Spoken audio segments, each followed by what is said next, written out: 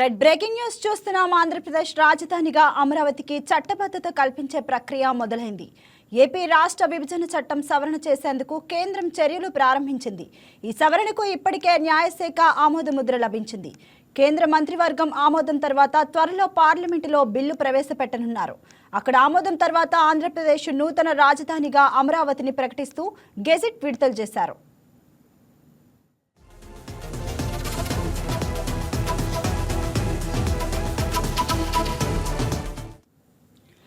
రాష్ట్ర విభజన తర్వాత ఏపీ రాజధానిగా అమరావతిని అప్పటి టీడీపీ ప్రభుత్వం ప్రకటించింది. 29 గ్రామాల రైతులు ముందుకొచ్చి 34,000 ఎకరాలు స్వచ్ఛందంగా ఇచ్చారు. సింగపూర్ ప్రభుత్వ సహకారంతో మాస్టర్ ప్లాన్ రూపొందించారు. 2019లో వైసీపీ అధికారంలోకి వచ్చి 3 రాజధానుల ప్రకటనతో అమరావతి పనులు నిలిచిపోయాయి. 2024లో కూటమి అధికారంలోకి రావడంతో అమరావతికి మళ్లీ వెలుగులొచ్చాయి. 58,000 కోట్లతో పనులు ప్రారంభించారు. అమరావతికి భవిష్యత్తులో ఇబ్బందులు ఎదురుకాకుండా విభజన చట్టంలో సవరణ చేసేలా చూస్తామని సీఎం చంద్రబాబు హామీ ఇచ్చారు. ఏపీ రాజధానిగా అమరావతిని నోటిఫై చేస్తూ పార్లమెంటు ద్వారా విభజన చట్టంలో సవరణ చేయాలని కేంద్రాన్ని కోరారు. ఇక ఇదే అంశానికి సంబంధించి మరింత సమాచారం మా స్పెషల్ కరెస్పాండెంట్ బిందు అందిస్తారు. రైట్ బిందు, చెప్పండి. అమరావతి చట్టబద్ధత కల్పించే దిశగా కేంద్రం అయితే అడుగులు వేస్తుంది. మరి బిందు, ప్రస్తుతం జరుగుతున్న పార్లమెంటు సమావేశాల్లో రాజధాని చట్టబద్ధత బిల్లు ప్రవేశపెట్టే అవకాశమైనా ఉందా? పావని, ఆంధ్రప్రదేశ్ రాజధానిగా అమరావతికి చట్టబద్ధత కల్పించే ప్రక్రియ ఇప్పటికే మొదలైంది. ఏపీ రాష్ట్ర విభజన చట్టంలో మొత్తం మీద గవర్నెన్స్ చేసేందుకు కేంద్రం కొద్ది రోజుల కిందటే చర్యలు ప్రారంభించింది. అయితే ఇవి చూసుకుంటే దీనికి ఇప్పటికే న్యాయశాఖ ఆమోద ముద్ర లభించింది. కేంద్రం మంత్రివర్గ ఆమోదం తర్వాత, అంటే దాని తర్వాత త్వరలోనే పార్లమెంట్ లో కూడా దీన్ని ప్రవేశపెట్టే అవకాశం ఉందని తెలిపారు. అక్కడ ఆమోదం తర్వాత ఆంధ్రప్రదేశ్ నూతన రాజధానిగా అమరావతిని ప్రకటిస్తూ రాజపత్రం, అంటే గెస్టెడ్ విడుదల చేస్తారు.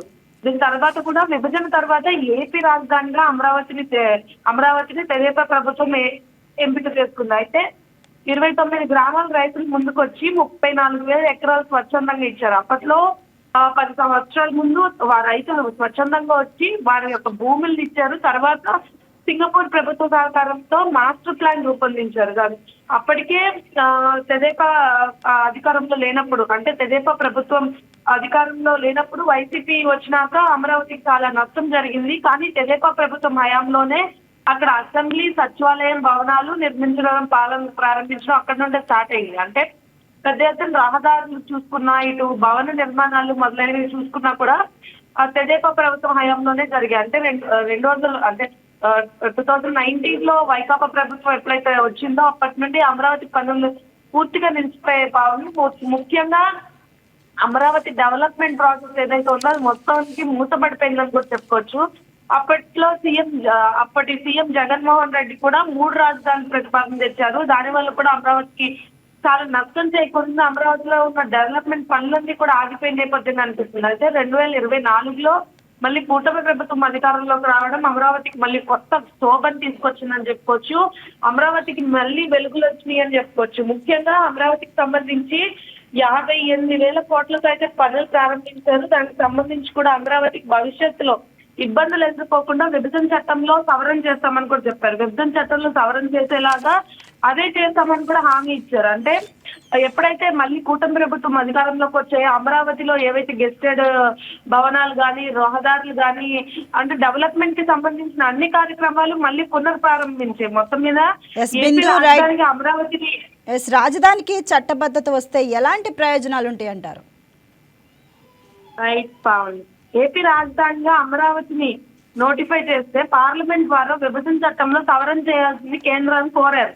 మొత్తం మీద నిర్ణయించిన తేదీ నుండి 10 ఏళ్లకు మించకుండా ఆంధ్రప్రదేశ్, తెలంగాణ రాష్ట్రాలకు ఉమ్మడి రాజధానిగా హైదరాబాద్ ఉండేది. అయితే సబ్సెక్షన్ 5:1లో పేర్కొన్న దాని ప్రకారం గడువు ముగిసిన తర్వాత కూడా తెలంగాణకు సంబంధించి రాజధాని హైదరాబాద్ కొనసాగుతుంది. అయితే ఆంధ్రప్రదేశ్ కి నూతన రాజధాని ఏర్పాటు అవుతుంది. మొత్తం మీద ఆంధ్రప్రదేశ్ నూతన రాజధానిగా అమరావతిని ప్రకటిస్తూ విభజన చట్టంలో సవరణ చేశారు. అదేవిధంగా సబ్సెక్షన్ లో ఆంధ్రప్రదేశ్ కి నూతన రాజధాని ఏర్పాటు అవుతుంది అనే చోట కూడా అమరావతి కేంద్రంగా ఆంధ్రప్రదేశ్ కి నూతన రాజధాని ఏర్పాటు అవుతుందని పేర్కొన్నారు. Pavani, right, thank you Bindu.